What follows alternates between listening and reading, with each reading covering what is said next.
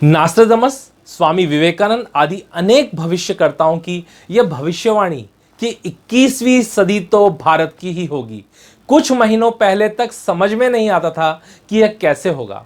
चीन, America, Europe जैसे देशों की अर्थव्यवस्था के बीच यह कैसे मुमकिन हो पाएगा। लेकिन कोरोना वायरस का आना भारत के लिए एक विपत्ति के साथ ही एक बहुत बड़ी संभावना की ओर संकेत कर रहा है। आइए जाने यह कैसे मुमकिन होगा और किस तरह के प्रयास सरकार करेगी जिससे भारत भविष्य की सबसे बड़ी अर्थव्यवस्था बनेगा और विश्व शक्ति के रूप में उभरेगा। हाल ही में कोरोना से उभरी विपत्ति को प्रधानमंत्री मोदी ने आर्थिक पैकेज के रूप में भारत की अर्थव्यवस्था को संभालने का जो प्रयास किया है वह तो बहुत सराहनीय है, लेकिन उससे भी बड़ा मिशन है भारत को आत्मनिर्भर भारत बनाने का। मैं आज एक विशेष आर्थिक पैकेज की घोषणा कर रहा हूं। यह आर्थिक पैकेज आत्मनिर्भर भारत अभियान की अहम कड़ी के तौर पर काम करेगा।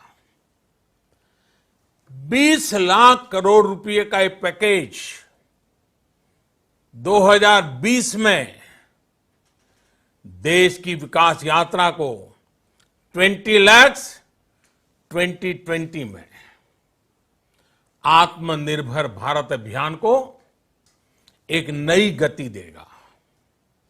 साथियों, कोरोना संकट ने हमें local manufacturing, local market, local supply chain, इसका भी महत्व बराबर समझा दिया है। संकट के समय में लोकल ने ही हमारी डिमांड पूरी की है। इसलिए आज से हर भारतवासी को अपने लोकल के लिए वोकल बनना है। लेकिन क्या सिर्फ भारत की लघु एवं मंझली इकाइयों को और किसानों को कर्ज और पैकेज देकर यह मिशन पूरा हो सकेगा? और वोकल फॉर लोकल का यह नारा किस तरह से भविष्य का निर्माण करेगा? आइए भारत की घटती जीडीपी और बढ़ती बेरोजगारी के बीच यह कैसे पॉसिबल होगा, इसका एक ब्लूप्रिंट हम देखते हैं।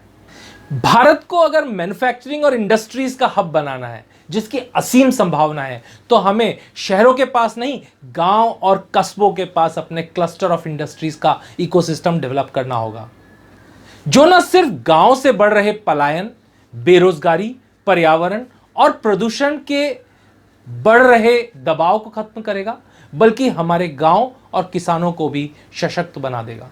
सबसे पहले हमारे देश में होने वाले आयात यानी इंपोर्ट की जाने वाली वस्तुओं का एक डिटेल्ड एनालिसिस करते हुए इनमें से जो प्रोडक्ट्स बहुत बड़ी क्वांटिटी में इंपोर्ट किए जाते हैं और जिनमें कोई ज़्यादा टेक्नोलॉजी की ज़रूरत नहीं है, जैसे हमारे त्योहारों पे इस्तेमाल होने वाले बहुत सारे सामान, और फिर वह प्रोडक्ट जो रॉ मटेरियल और हाई टेक्नोलॉजी प्रोडक्ट्स हैं, इनकी एक विस्तृत लिस्ट और मांग का रोड मैप सरकार तैयार कर रही है। और फिर रॉ मटेरियल, कामगारों अर्थात लेबर और कनेक्टिविटी को देखते हुए हमें वह क्षेत्र चिन्हित करने होंगे और ऐसे रिमोट एरिया, गांवों और कस्बों के बाहर एक तरह के कारखानों का क्लस्टर निर्माण करना होगा जहां एक ही प्रकार की वस्तुओं का उत्पादन किया जाए, ताकि उन्हें आपस में किसी प्रकार का कंपटीशन ना करना पड़े और कॉरपोरेशन के आधार पर एक दूसरे का सहयोग कर सकें।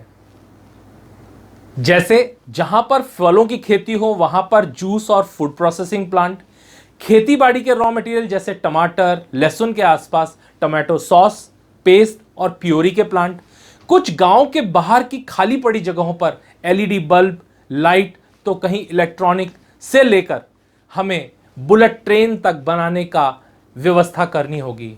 इस प्रकार हर 8-10 गांवों के बीच का यह बंजर क्षेत्र सस्ते दामों पर सरकार अधिग्रहित कर इस जमीन को उद्यमियों को लीज पर देगी, जहां पर एक ही प्रकार के सामान का उत्पादन किया जा सके। इसका विवरण और निर्णय भी सरकार डिटेल एनालिसिस के आधार पर करेगी। जो भी उद्यमी इस प्रोडक्ट का उत्पादन करने का कारखाना स्थापित करने में इंटरेस्टेड हो, वह जमीन के लिए आवेदन कर जमीन ले सकते हैं। ध्यान रखा जाए कि कुल जमीन का 40 से 50% हिस्से में ही उद्योग लगाए जाएं। साथ ही पावर जनरेशन का भी इंतजाम किया जाए ताकि पावर लॉस भी ना हो और उसके साथ पावर प्लांट से उत्पाद की गई बिजली को इंडस्ट्रीज के साथ साथ आसपास के क्षेत्र को भी रोशन किया जा सके और इसमें बड़े रूप में सौर ऊर्जा का इस्तेमाल किया जा सके। साथ ही हेल्थ केयर और स्कूल फैसिलिटी का भी यहां पर इंतजाम हो जाए तो यह गांव को विकास की ओर ले जाने के लिए मील का पत्थर साबित होगा।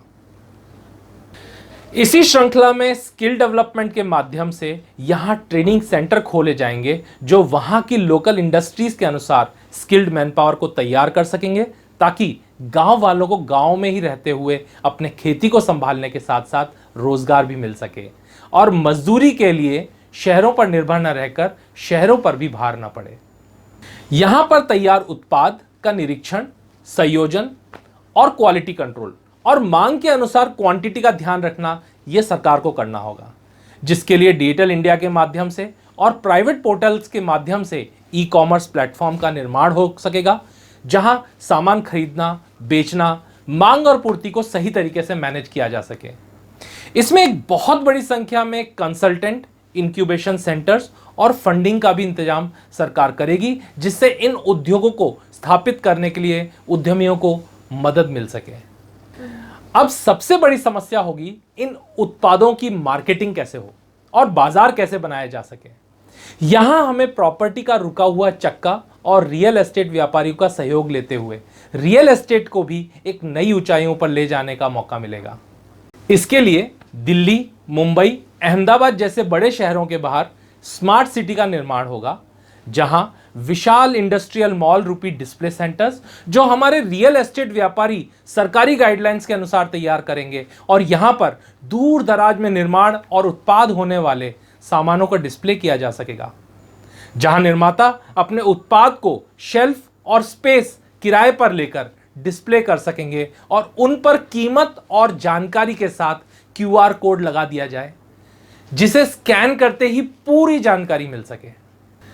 यहां बने बड़े बड़े डिस्प्ले इंडस्ट्रियल मॉल और मार्केट्स में हमें बहुत बड़ी संख्या में सेल्स स्टाफ जो इन उत्पादों की जानकारी दे सके और ऐसी सेल्स और रिटेल सेना को भी तैयार करना होगा जो बहुत बड़ी तादाद में रोजगार पैदा करेगा।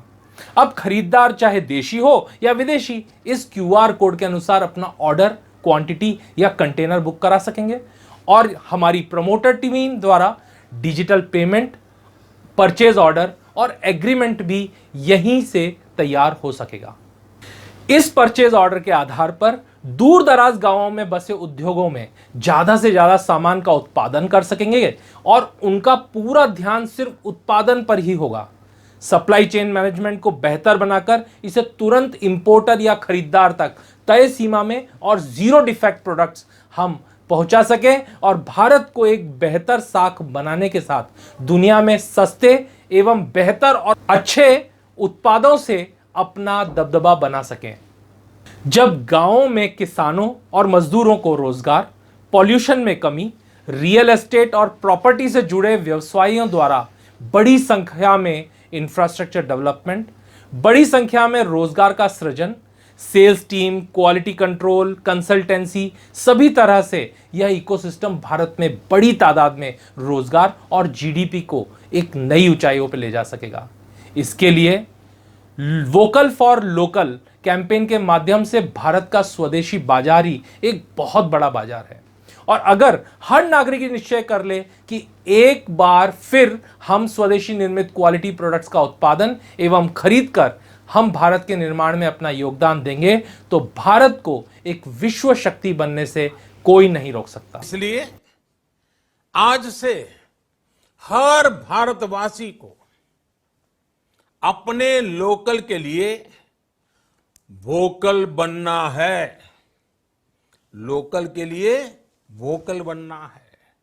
न सिर्फ लोकल प्रोडक्ट्स खरीदने हैं बल्कि उनका गर्व से प्रचार भी करना है। तभी तो बनेगा भारत फिर से सोने की चिड़िया? और जब पूरी दुनिया चीन से तौबा तौबा कर रही है, तो भारत के हर नागरिक और सरकार की यह जिम्मेदारी बनती है कि हम इस मौके का पूरा पूरा फायदा उठा सकें। याद रखिए, भारत दुनिया में सबसे युवा राष्ट्र है। यहां सरकार अकेली कुछ नहीं कर पाएगी, हर नागरिक का सहयोग इसमें बहुत महत्वपूर्ण है। इसी तरह बाकी समस्याओं को हम कैसे हल कर सकते हैं, इनके भी ब्लूप्रिंट हम आने वाले वीडियोस में आपके साथ साझा करेंगे।